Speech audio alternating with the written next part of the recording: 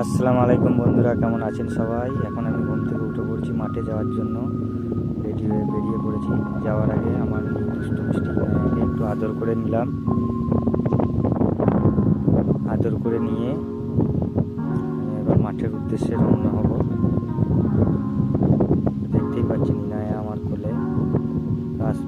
Finally আমি মাঠের মধ্যে চলে এসেছি। এখন আমি যাব আমার নিজের জমিতে এসে রাসায়নিক সার প্রয়োগ করব জমিতে। দেখতেই পাচ্ছেন নিজের জমিতে চলে এসেছি। দেখুন বাবা রাসায়নিক সার প্রয়োগ করছে।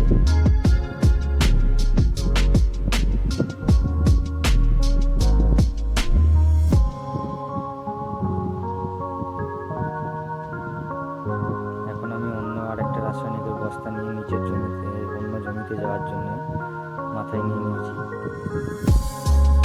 চলুন যাওয়া যাক। ফাইনালি নিজের অন্য জমিতে চলে এসেছি।